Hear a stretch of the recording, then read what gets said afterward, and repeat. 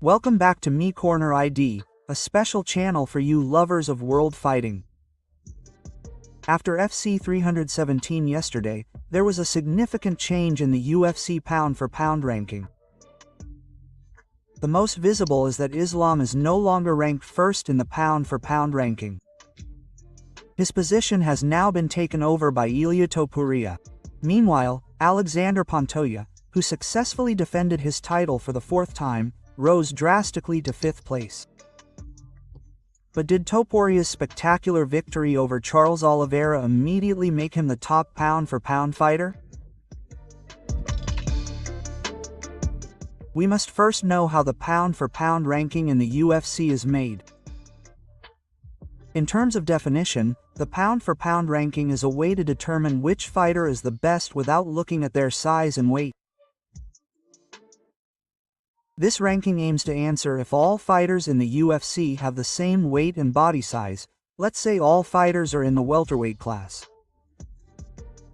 Who is the best fighter in this one class? Determining this ranking is indeed very subjective. The UFC does not determine their own ranking, be it pound for pound or per division. UFC rankings are determined by voting by 21 media outlets assigned to rank fighters in 11 divisions and 2 pound-for-pound rankings for men and women each week.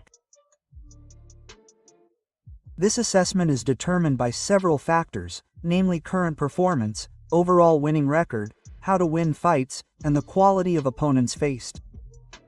And of course, the interim champion position is always below the undisputed champion. But the problem is pound for pound is different from the UFC ranking per division. For the ranking per division or class, everything is clear. If a fighter wins, his position will rise in the ranking. For example, the rising star fighter from Myanmar, Joshua Fan, who at UFC 317 yesterday won over Brandon Royal. Initially he was ranked 11th and is currently ranked number 1 in flyweight, overthrowing Brandon Royal's ranking. It would be very strange if Joshua Fan did not shoot far to number 1 and only rose a few ranks. And indeed the ranking should be like that. However, this does not happen in the current pound-for-pound ranking. Even the commentator and observer of combat sport Joe Rogan considered the ranking per division to be good, but Joe Rogan also considered the pound-for-pound ranking to be very subjective and seemed stupid.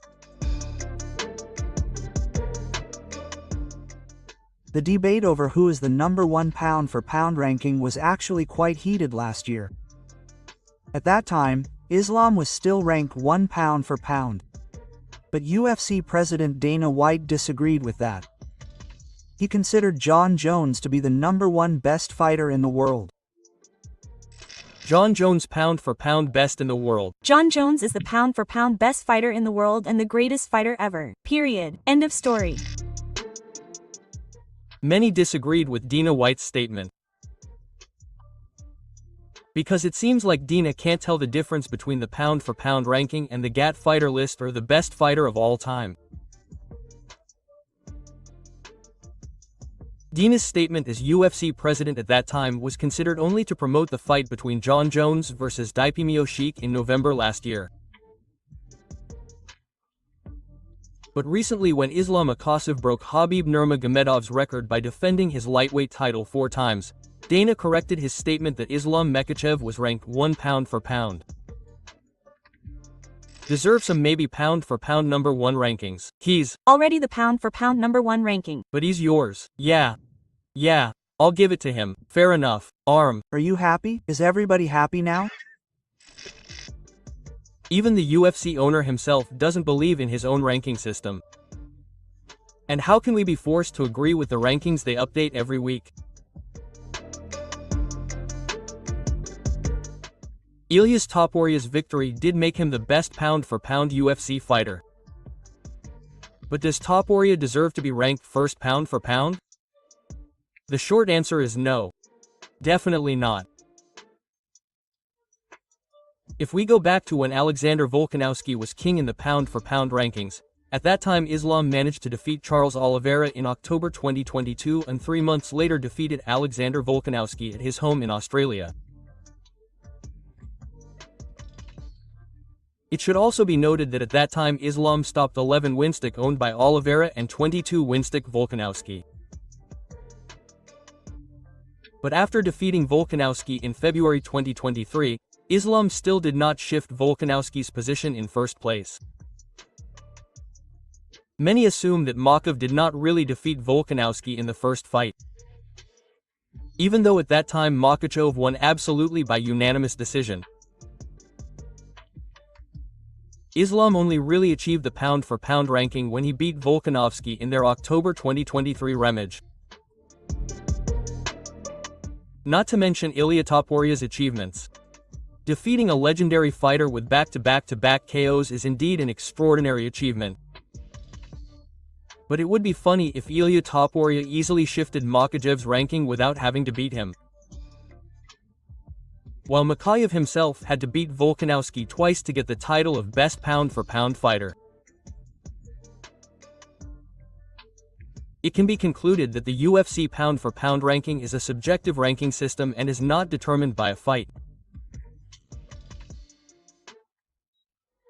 And the question is, if later Islam Makhachev manages to beat Jack Della Maddalena, who is ranked 8th pound-for-pound, can Islam overthrow Illia Topuria's position again?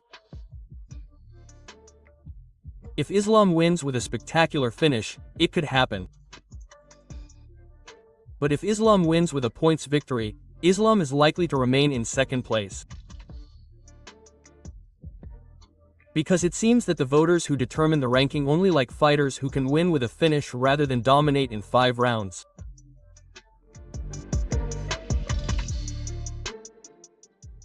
And what do you think?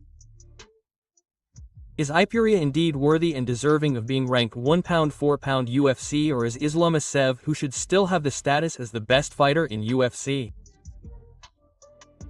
We await your comments below.